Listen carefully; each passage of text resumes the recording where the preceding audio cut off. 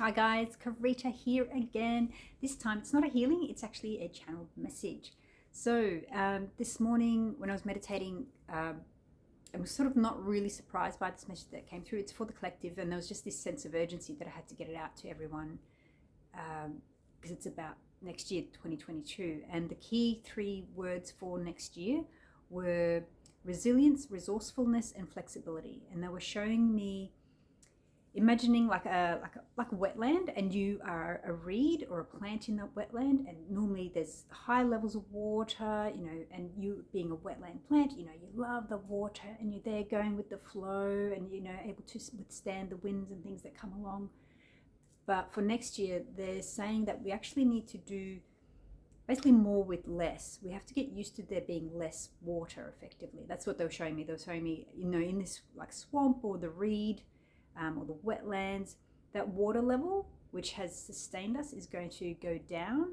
And you, as this reed, you need to be able to tap into deeper roots, find different water sources, find different ways of surviving the drought effectively, and whilst remaining flexible so that when the winds do come, you're not going to just break and snap either. So there's a few things there. So there's about being resilient, so developing those coping strategies and figuring out what helps to keep you grounded, and making sure that you're figuring out to what supports you in your body, like to keep you happy and healthy, so that when the stresses of the world do start to pile on top, you're not going to allow yourself to physically get sick.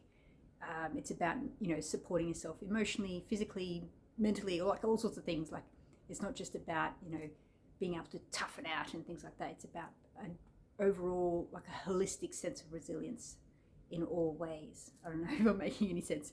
And the other thing about the resourcefulness, that was about figuring out how you can be more, think on your feet, think of different ways to do things, think of, maybe you've only got potatoes to use. What 50 million different recipes can you do with potatoes, for example?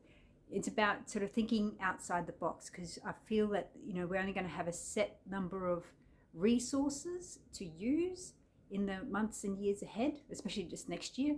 And we have to be able to do more with that, because I feel that what they were saying is we're sort of so used to doing things a certain way with certain things that we've actually forgotten how to think outside the box and see something that, hey, you know what, yes, this is meant for that, but I can actually also use that same process and apply it to this situation, or I can use it in this other different way. It's about being more ingenious with, what you do have. A bit like, what they used to do back in the day.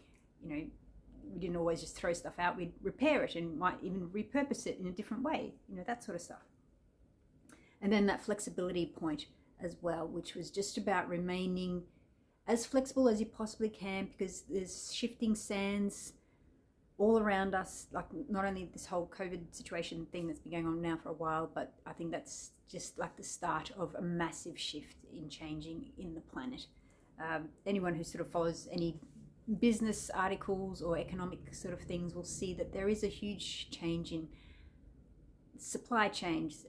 There's disruptions all along these supply chains in all levels. There's even just a shift in terms of how people are wanting to work and where they're moving to because of COVID. So many places now we don't have to be stuck in the cities living close to work. So the whole flow-on effect from just the change in human dynamics and the change in what people are doing, that in itself will create a flow-on effect. And so you also have to remain flexible. You can't just go, I've always done it this way and that's how I'm going to keep doing it, because if you do that, life will get very, very hard for you, and you will be that reed that breaks in the wind, because that's what they were showing me when I was focusing on that word for the flexibility. The reed that bends in the wind is the one that will survive. If you don't bend, you will break. Let me just check my notes here. The other thing they were saying is basically in relation to that, the wetland analogy and the water. I mean, I don't know if it's literally a physical drought or what, but the feeling I was getting is more, it's about consumerism. It's about how this idea that we could just buy whatever, especially in, the richer Western countries in the world. There is this idea that we can just go out and buy whatever we like, and this idea of consumerism has been basically a floodgate, or it's just been a tap that's been left on, and now that tap is going to be getting turned off, and it's going to become a trickle. So you're not just going to be able to go out and buy whatever you like. One of, I guess, my own personal beliefs around all of this consumer stuff is everything kind of costs a lot of money. Everything sort of has a price, effectively.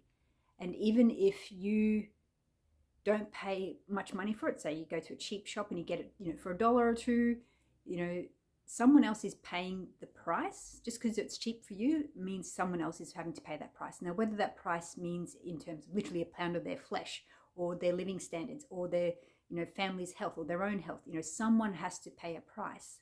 Even, it could be the world, that the Gaia, that nature has to pay a price so that we can afford to have things cheap. Because I think everything kind of has a set cost. Everything is actually expensive when it's done ethically and properly, so that everyone takes a share of the burden that it costs to make something. And the fact that we can have it at a cheaper price means that we're just passing that cost onto someone else or something else. And I feel it's around that sort of message that's really going to get driven home for us next year, because as that consumerist tap gets turned off and we can't just buy whatever we want, we're going to become acutely aware of the actual cost that our consumerist lifestyle is having on other parts of the planet. And it's something like this. I'm just getting this sense that there's some sort of awakening or a realization of the actual cost of our lifestyle. If anyone's ever done those, you can go to some of these websites where you've put in kind of, what your lifestyle is like, whether you drive a car, fly, whatever it is that you do, and it tells you how many Earths it takes. So if everyone was to live your lifestyle, how many Earths it would take to support that kind of lifestyle if everyone on the planet lived the way you did. So those sorts of websites are also fascinating, and it really drives home that message of, for a few people to, even live what I would consider normal, have a kettle and, drive a car here and there, maybe take one flight a year to, visit family, to have those to have those luxuries means that there's thousands, if not millions, of people who live on the very edge of survival. So I think that sort of balance is going to be driven home to a lot of people next year. So that's why I wanted to get on here and just let everyone get a heads up. I think we all need to just prepare,